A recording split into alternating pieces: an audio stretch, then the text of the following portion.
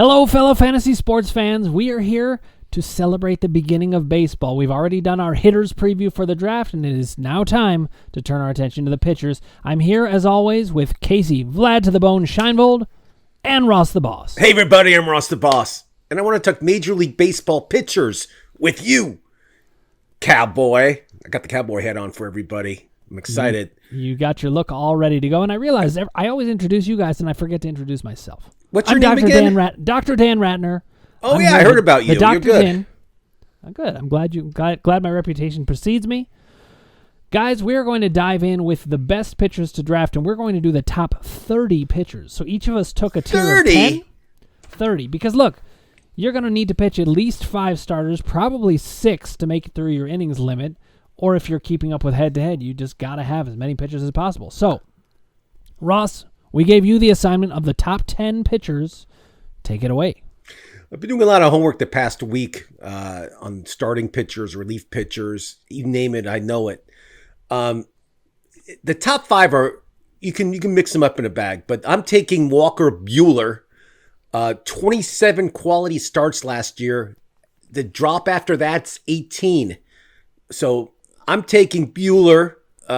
What movie is that from, Dan, really quick? Buehler? Thank you. Buehler. So Walker Buehler's LA Dodgers 1. Number 2, I know he had a rough time for about a month. Garrett Cole's my number 2. I feel he's going to have a great year this year. He's in great health. He's ready to roll. I like Garrett Cole. He's number 2. Number 3, Max is the guy right behind me, Max Scherzer. New team, playing in New York. Loves the pressure. He has 2 different color eyes, which I love. I think this year he'll be a candidate for the Cy Young. He's going to have an unbelievable, great year in New York. And it's a pitcher's ballpark, and he'll have a great year. And his ERA should be under 3, and he'll have close to 150 strikeouts. He's going to be great. Number 4 is Corbin Burnson. No, I just said that for Dan. It's not, his name's not Corbin Burnson. That's the actor. You got Corbin the Major League Burns shirt in the background. Yep. I know Corbin Burns. I said that for you. It's Corbin Burns, Milwaukee Brewers, phenom. I mean, young stud. I love him. He's you can't go wrong picking him up. But again, all these guys are very close. So if you pick one above the other, you're not doing a bad job. They're all good. The next guy is DeGrom for the Mets. He gets hurt a lot. I mean, and he gets no run support. So I'm not like jumping up and down about him. He's a great pitcher. The only thing I'm worried about is his health. I stay away. I don't know what you guys do, but with DeGrom, with the run support, his ERA is unbelievable. His whip's great. Everything else is unbelievable, but his health and his win count is not that great. Brandon Woodruff of the Milwaukee Brewers, another Brewer. Brewers have a great pitching staff. I mean, their top 4 is unbelievable. Woodruff is a great starter. He's consistent, quality starts. He'll do great for you.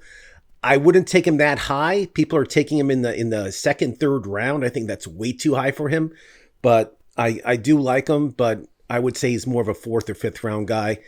Zach Wheeler is next. For the Phillies, I feel he's very consistent. He used to be a Met. Again, 4th, 5th, or 6th round. He's not a first 3 round guy, but that's me talking. So the next guy I picked is, we actually interviewed him last year on MFSN, Lucas Giolito. He plays for the White Sox. He's an inning burner. He loves to pitch a lot of innings, and I like him. The next one is Shane Bieber. He got hurt last year. I know he plays for your Guardians, Dan. I know you like him. I like him too. It's just health with him. And the next one is Julio Urias for the Los Angeles Dodgers. He's a young stud, unbelievable. That's my top 10. The one thing I want to say about starters is this, and you got to know what teams these guys are on. A team like Tampa Bay does not let their starters go over 5 innings. So keep that in mind. Don't draft any Tampa Bay guys. A little secret from Ross the Boss. Don't tell Dan and don't tell Vlad to the Bone, because they'll draft those guys and they'll say, "Hey, they only pitched 5 innings. What's going on?" What's a team that loves to use their starters after 5 innings, like 7 or 8 innings, is the Toronto Blue Jays. Don't tell those guys about the Blue Jays. I love their pitching staff. They have some really great, unbelievable pitchers right now. I'm going to draft some Blue Jays this year against these guys, and they have no idea what's going to hit them. So little secrets from Ross the Boss. I want to hear your next 10, guys. Listen, Russ, you gave a great list. There are certain differences we're all going to have. That's and maybe, fine. Maybe I we'll told you guys it's it's all mixed up. I told you guys this. I mean, I had age involved. I had health involved. A lot of stuff was involved when I made these predictions. So please. Yeah, you factor in some interesting things. I really do like that tip about pitchers that only go 5 innings. People say that wins are just luck. It's not actually entirely true. If you've got pitchers that only go 5 innings, they're not going to get the wins usually. So Ross is making a good point, even if he wants me to pretend that I did not hear it. Did not hear. Okay. Last year, I had Corbin Burnes sneak into my top 10, and it proved to be great. I didn't even think it was going to be that good, but I'm excited about him because I own him in our fantasy league. I know. Stop rubbing it in. I know. I also have MFSN friend Lucas Giolito and Shane Bieber. I've got 3 of the top 10. Very exciting. I have 2 of the other ones, so we're good. Now, I have Walker Buehler, and I have Julio Urias. I think after we go through these, we'll go back and debate our lists a bit. But Ross left me a little bit of room for some guys that I would have had in my top 10, just barely. 2 of them are Jack Flaherty. He's my number 1 guy on the next tier. I also think that Jose Berrios can easily creep into that top 10. Now, he's with Toronto now, so to Ross's point, he's going to go long in innings. I believe he's still there. Isn't that right? Yes. You are correct, sir. He just signed a big yes, contract. you are correct, sir. That's you are correct, sir. He's probably their second best starter, but keep going. And listen, Jose Berrios, he's a guy who has never underperformed all that much, but he was a huge prospect. So in a way, he's almost a post-type sleeper. Another guy I like, Ross, is going to make you laugh, but Chris Sale. Remember last year I predicted. No, I changed my opinion about him. That's a good pickup. He came through during in August, September. He showed a lot of promise. So with Chris Sale, I think that's a great one. These 3 that I just mentioned can be absolute top tier starters, but you can get them outside the top 10. Aaron Nola is a 4th who I think can just sneak in there. He had not a great year last year, but I still think he can be a top tier guy. Then there's more of a drop off here. Now, many would take me to task about not including Robbie Ray in that tier. I've seen him do a lot of not great things in his time. He had an amazing year last year, but I just don't trust it enough to bump him up that high. I do have him next, though. After that, this is one you're definitely going to disagree with, Ross.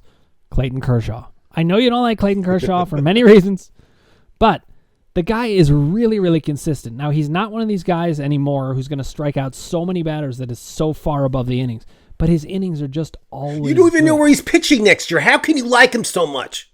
Doesn't matter where he pitches. He's Clayton Kershaw. Oh yeah, I trust. Texas Rangers is an easy place to pitch. Yeah, that's what you're telling me. We've seen. Okay, that's true. That if he went there, I would downgrade him.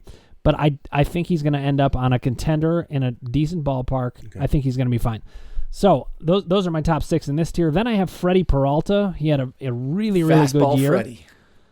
The Brewers are just they're cranking on their pitchers. It's amazing, and that's not historically been the case, but they've really come around. And that's also the sign of a really good pitching coach. Something's going right there. Same thing is true with the White Sox. We'll get into another White Sox player, although Carlos Rodon is a free agent, so he is not with the White Sox. If he returns to the White Sox, I like him especially, but he put up some big numbers. This is where I felt the drop-off was after Kershaw, is that there's less predictability. These guys are really good and could be great for you, but they are a bit of a gamble. Kevin Gausman is another, and Frankie Montas is another. That rounds out my top 10 of big-time upside guys. I like the top half of my list much better, obviously, not just in terms of the order, but also in terms of the tier breakdown. Casey, you got the next 10. I do, and obviously we're now getting to the part of the draft with starting pitchers where they might not be a bona fide ace, a person you can pencil in regardless of who they're starting against. You might have to look at the matchups or the parks they're pitching in sometimes. But I'm going to start with somebody who obviously is maybe the most popular player in baseball right now, and that's Shohei Ohtani. I know he's not going to be an every 5th day starter. He's probably an every 6th day starter, maybe even 7th sometimes. But even if he's going every 6th or 7th game, that's still more than 20 starts a game if he stays healthy. And this is a guy whose numbers are elite. So he might not give you the number of innings that a Max Scherzer or a Walker Buehler give you, where they go deep and they pitch every 5th game. But this is a guy who can give you elite strikeouts, good whip, good ERA. Wins are always questionable with the Los Angeles Angels of Anaheim, but at this point, I think it's worth the upside pick there. So I have him as my first one. The second one, I think the Miami Marlins, the Florida Marlins, whatever they are, have a really good young pitching staff, and it starts with Sandy Alcantara. They just gave him an extension there. Elite strikeout guy. He can go deep in the games. He gives you good peripherals, so a good start. Number 3 is kind of a bounce back candidate. He had a bad year last year, but he's pretty elite. That's Darvish. The guy has done it for years. He's in San Diego. He's got a good team around him, so I like him there. Max Fried is somebody who flies under the radar. Aren't they? Like 3 of them were high school teammates. They all went to Harvard Flaherty, Westlake, right near my house, right? actually, Casey.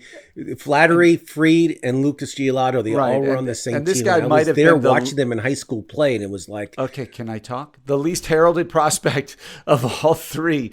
But he's put up solid numbers 3 years straight and was the anchor of the staff for the Braves last year that got them the World Series title. So this guy has done it. Logan Webb is my next pitcher. He pitched like an ace for 3/4 of the season last year. He's an elite ground ball guy who figured out how to miss bats in San Francisco. It's a great pitcher's park. They always play the right way defense there. And Logan Webb certainly could be a number 2 or number 3 starter for a really good fantasy staff. To get to Ross's Cincinnati Reds, Luis Castillo started the year terrible last year. He was atrocious, like an ERA in the 5s or 6s. But the last 3 months of the season, he was back to the Luis Castillo of old, getting a lot of ground balls, missing bats, pitching really deep into the games for the Reds, and giving the Reds a chance every 5th day to win a game. Trevor Rogers is another one of those young Miami pitchers who I think he's a lefty, an elite strikeout lefty down there in Miami, who's just doing a great job. So I have him next. Then I went to the old man, Charlie Morton in Atlanta, just a guy who's not flashy, kind of the lunch pail kind of pitcher, but he just gives you good outings every week, and he's predictable. And there's something to be said about predictability when you get to your 3rd or 4th starter. It might not be the guy who's going to have the 2.5 ERA and the 12 strikeouts per inning, but if you can pencil in a mid-3s ERA with a decent strikeout ratio and a lower whip, that's gold in fantasy when you get to that part of your lineup. Joe Musgrove in San Diego, I think he had the first no-hitter in San Diego history last year. A really solid pitcher doing it there. And then number 10 is somebody who's been a top 20 pitcher for the last 3 years, but he stopped going deep into games last year. Some attribute that to injury.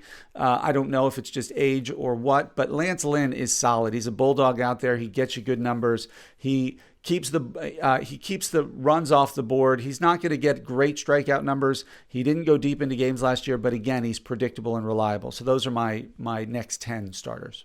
All right, we've covered our top 30 starters, and now it's time to get into sleepers, values, and busts. I'm going to start us off with sleepers. One of the guys that I see as a big-time sleeper, although I'm almost confused as to why he seems to be flying under the radar in terms of his ranking, is Dylan Cease. Again, the White Sox, they seem like they really know what they're doing there, and actually we talked to Lucas about this when he was on our podcast. Their pitching coach was their high school pitching coach. And they brought him in, and he's working with these guys. He's doing great stuff. Dylan Cease was a high prospect as well, and he just struck out a ton of batters, and he looked better and better and better. He's somebody that I would definitely grab at the back end. Another guy that I like a lot is Ian Anderson. He was a pretty high prospect with the Braves, and he pitched very well, but he didn't get those elite strikeout numbers, so I think he's kind of flying under the radar. To me, he could be the next Shane Bieber. And the reason I say that is Shane Bieber had a pretty solid season, and people were hoping he'd make a leap forward, but they weren't sure. The people who grabbed him, it paid off hugely. That year, he won the Cy Young, was the best pitcher in baseball. Can Ian Anderson do that? Listen, of course, the chances are low that any one person's going to do that, but he has the talent to do it. I think he's going to take a step forward. Another guy, this isn't exactly a sleeper. This is probably more of a value pick, but I can't help myself, is Justin Verlander. Is he really a sleeper? No, we know who Justin Verlander is, but he's re-signed with the Astros. Anytime this guy's pitching, he can be a dominant ace. Grab him late in the draft. So, Casey, you're going to do values now. I'm sorry to have stolen part of your thunder there. But really quick, I want to comment about something you said. You said Ian Anderson, who's the lead singer of Jethro Tull, can be the next Bieber. So it should be switched around. Bieber can be the next Ian Anderson. You get it? Because, Justin Jethro Bieber. Tull is That's in the true. 70s. That's true. I just want to make that music reference because you set me up for it. So I brought it up. And that was an unbelievable list. Great job. Thank you, sir. It was. Value I'm glad picks. I didn't bungle it in the jungle. All right. I'm going to go with I must have a thing for the San Diego Padres pitching staff right now because two of my value picks are Padres. One is Blake Snell. Blake Snell started atrocious. He entered August last year with a 5.44 ERA, averaging less than 5 innings a start. But in the last 8 starts of the season, he had a 1.83 ERA, going 7+ innings in 4 of them, and recording double-digit strikeouts. So this is a guy who won the Cy Young 3 years ago. So he's done it in the past, and he was dominating in the World Series before Kevin Cash made arguably one of the worst World Series managerial decisions in the history of the World Series. So this is a guy who we've known, and when we're looking at value, we're looking at guys who've done it before and we believe can still do it. Blake Snell showed he still has the stuff. When he relies on that wicked curveball slider thing he has, he's elite, and he showed it last year at the end. Another one is Mike Clevinger. Cleveland Guardian fans, then Indian fans, will remember how good Mike Clevinger was for them for a couple years, 2-3 years. He was traded to the Padres, but then he got hurt, either his shoulder or his elbow, had to have surgery. This is a guy who's done it before. People forgot about him. I think you can get him relatively late in the draft. And if he is 90% of what he was when he was with the Guardians, you have a steal of a starter there. And then my last one is Zach Gallen. He was part of that Jazz Chisholm trade between the Diamondbacks and the Marlins that sent him to Arizona. He was awesome as a rookie. Last year, he struggled a little bit, but he finished down the stretch over his final 8 starts going with a 3.19 ERA, a 1.13 whip, and over a strikeout an inning. And those are the numbers he put up his rookie season. So he had done it before. This is one of those post-hype kind of sleeper guys, value guys who people might have given up on, who proved at the end of last season that he's still a star in the making. All right, beautiful. Now, Ross, you're going to bring us a couple of busts, people to avoid in your mind, and it's okay if you disagree with us. Let's hear it. So I'm picking guys that are in the older stature that have a tendency to get hurt, got hurt last year, are very highly guys who are like have people have it on their draft list. So I'm naming those people. I'm not going to say any up and coming guys that are just haven't really proven themselves yet. So that's what I'm doing. So the first on my list is Lance Lynn. I know he had a great first half last year. Second half kind of caught up to him with his age. He's been in the league a long time, guys. I don't know how much longer he has in the gas tank. We'll see this year, but people are drafting him in the 5th and 6th round. That's way too high for him. I say to stay away. The other one is Clayton Kershaw. He's 36 years old. I know he won Cy Youngs. I know he can pitch. He was hurt last year. He was hurt the year before. And he's a really good hitter, though. I mean, without now there's DHing in every league, so he can't show off his hitting skills anymore, which is a shame. But that all being said, stay away from Kershaw. He's going to go down again. Unfortunately, he's going to get injured. He's just throwing too hard, and he was great back in the day, but he lost 4, 5, 6 miles an hour on his fastball. Huge difference for the Bulldog. My next guy played for the Reds last year, pitched a no-hitter, Wade Miley. Signed a big contract with the Cubs during the offseason. He's going to get, unfortunately, in Chicago, he's just going to get destroyed. Stay away from Wade Miley also. His ERA should be over 5 by July and August, and don't even draft him. Stay away. Okay, That's well, it.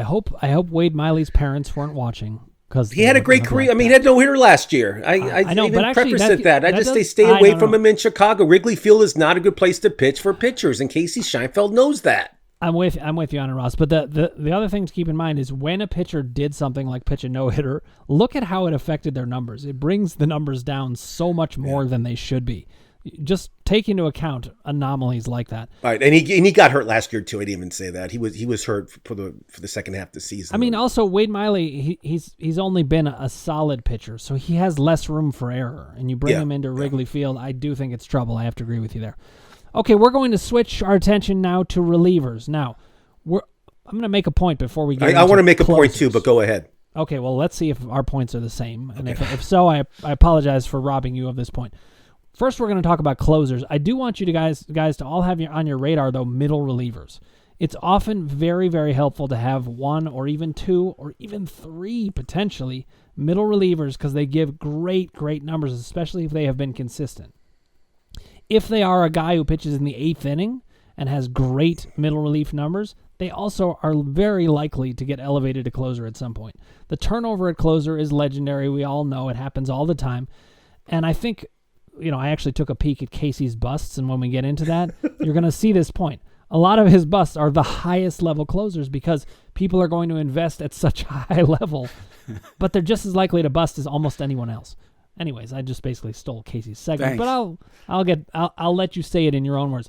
Now, to me, there's one top guy who I think is just completely bulletproof. I'm not worried about him at all, and that's Josh Hader. All right, but let me give one point about relief pitchers. Let me just give a little rant. Go ahead. This is going to help people out when they draft. This is one of Ross's secrets, which I hate telling you guys because our league is very competitive. I know Casey and I know all you guys are going to steal all my information and use it against me, but I don't care. I want my fans to know what's going on. First thing is you got to remember the rules. Doubleheaders, 9 innings this year. Got to remember that. So used to be 7 innings, Casey Scheinfeld. Now it's 9.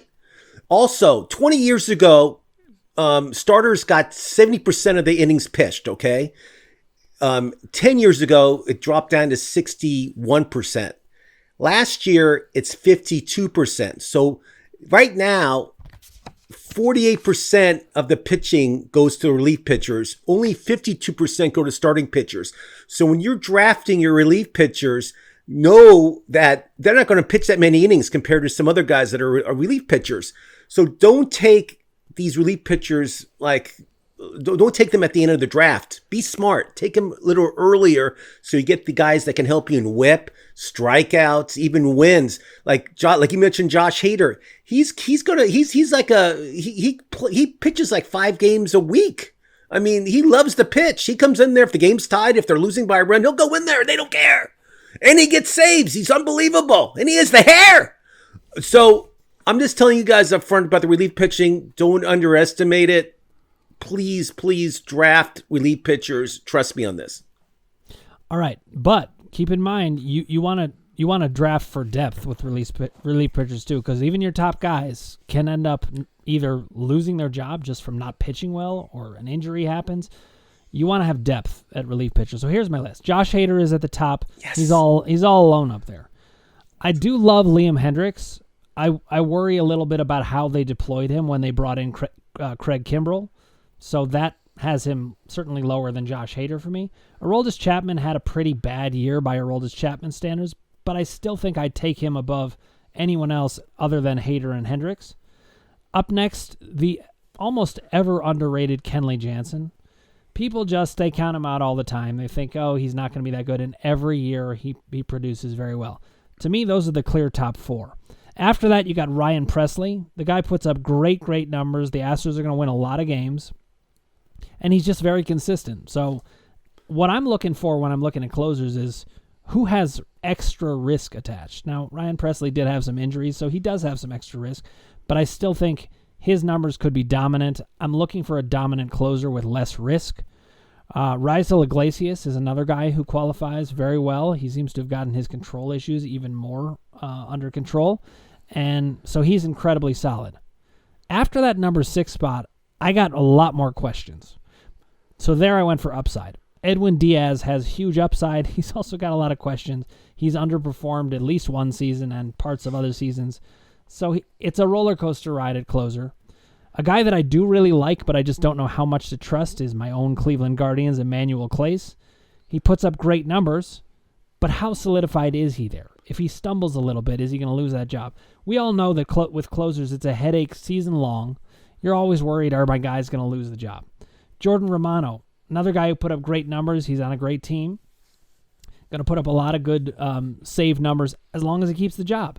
And if he pitches well, he absolutely should. Now, my 10th spot, I literally could not decide which one of these two, so I just put them both. I was lazy. Okay? So there's 2 at 10. They're tied. One is Jake McGee. Jake McGee he's not flashy. He's not the dominant strikeout pitcher, but the guy just got the job done at a tremendous pace, always consistent. He's probably the guy I would put number 10 if I had to pick between the two, but I decided, hey, why not say this? Paul SEWALD in Seattle, the guy's strikeout numbers are insane. So he's the opposite side of the coin of Jake McGee. If you want to go big upside, I grab him. And that was all right. That was your favorite waiver wire guy all season long. It was. It was. You whipped in my face every week, I remember. At least I'm consistent. Now, we're going to move to sleepers at closer. Ross, who do you got? Oh, it's some sleepers, huh? So sleepers this year, again, like you said, it's a roller coaster with these guys. You know, so the first one I like is Camilo Doval. He pitched for the Giants last year. He's a free agent this year. He'll be a closer on somebody's team. I don't know who, but we'll find out very soon. But he'll be closing. He throws hard. His ERA would be under 2. He gets a lot of strikeouts, over a strikeout per inning. He's unbelievable. I like this guy a lot. I suggest you pick him up later in the draft. My next guy plays for the Rangers, Joe Burlow. Joe Burlow, another guy, ERA under 2 last year, had a great season. I don't know how many games the Rangers will win this year. They're going to improve their pitching staff a lot, but he's going to be their closer for sure. I like him a lot too. And my last sleeper is Corey Knebel of the Philadelphia Phillies. Corey throws very hard, and I think he's going to get that job in Philadelphia. Again, pay attention. Whoever gets that job in Philadelphia will have a lot of saves this year. I think the Phillies are contending for the East. They have a very good team. So those are my sleepers this year. But again, pay attention what's going on. See who the manager nominates as the closer to start the season. It's going to be a wild year this year with closers, especially with 162 games and having 9 innings of baseball during the doubleheaders. It's going to be a lot of baseball to watch, and there could be various different closers and numbers of teams. I don't know. It's going to be fascinating to watch. And before we get to bust, Casey, I do want to say this is the number 1 position to be watching in spring training. It's the one that changes the most. So like Ross said, pay attention. Joe Barlow may have that job right now, but is he going to keep it? If he doesn't have a good spring training, easily not. So if you're drafting early, keep that in mind and keep your eyes on the wire. All right, Casey, give us some busts people to avoid at the closer position. Hey, if I could avoid closers altogether, I would. But yeah, unfortunately, we could do. You know how they do in football, kicker free league. Maybe we should do a closer free league. But look, I don't know if they're busts. You know, the overriding theme about all of the reliever topic we're discussing is the unpredictability of the position, right? So I went with 3 of the top closers because, for various reasons, I don't think their job is as secure as everybody says it is. Liam Hendriks is number 1 for me, not because he hasn't been dynamite in the last few years between Oakland and Chicago, but they have Craig Kimbrell on that team. So how long of a leash does Liam Hendriks have? If he has a bad 3 or 4 games and Kimbrell, who was resurgent last year, is dominant, do you really think this team that's contending and wants to win the division is going to keep throwing out a struggling Hendriks, or are they just going to move him into that setup role? And Graveman too. Okay, and the second one is Aroldis Chapman. I'm a Yankee fan. I watched him pitch terrible last year, although much of the bullpen struggled last year. And Chapman's getting up there in years. He doesn't throw 101 miles an hour, 103 miles an hour anymore.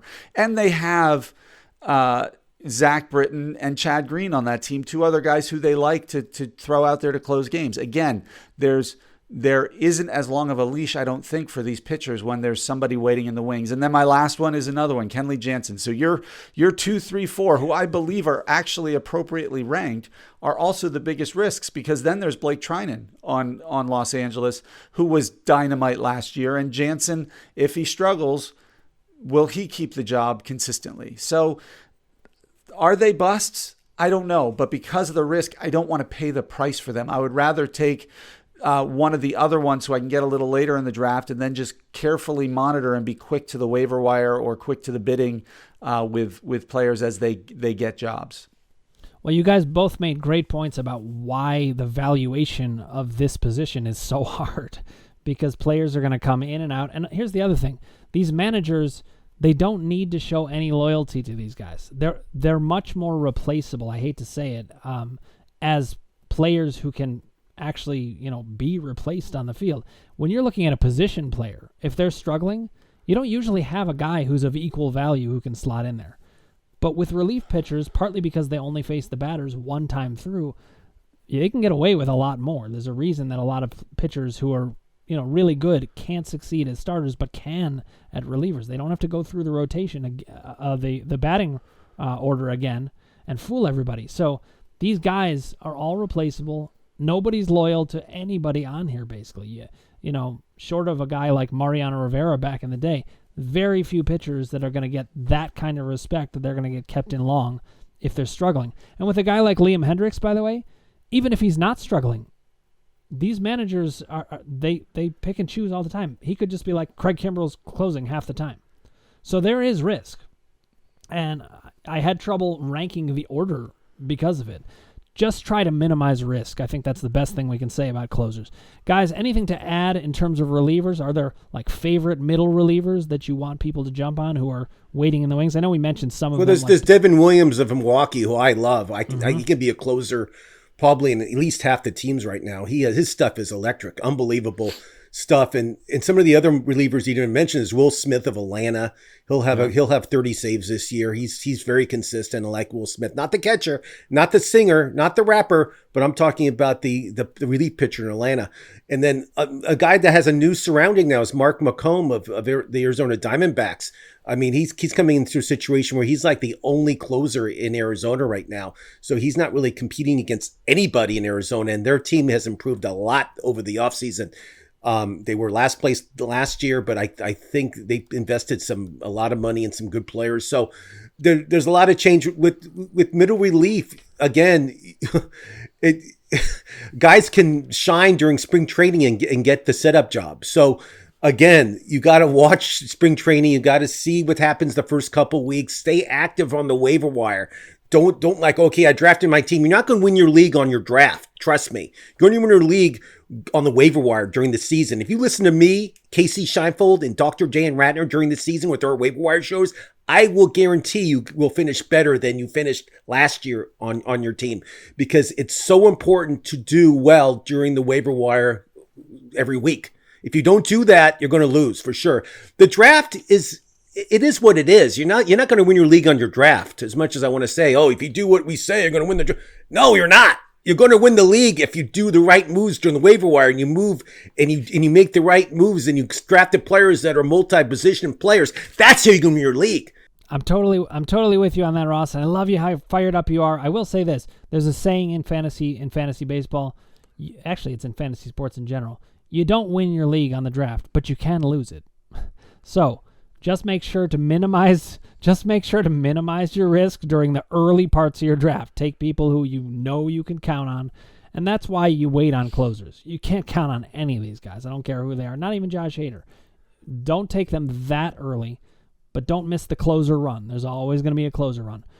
All right, guys, thanks so much for watching. If you haven't already, click subscribe, ring the bell for notifications, hit like if you like what you're hearing, and put your comments below, and we'll get back to you personally. We will be here every week for the waiver wire once the season begins, telling you all the best pickups. Stay with us. We'll win you your league. We've done it before.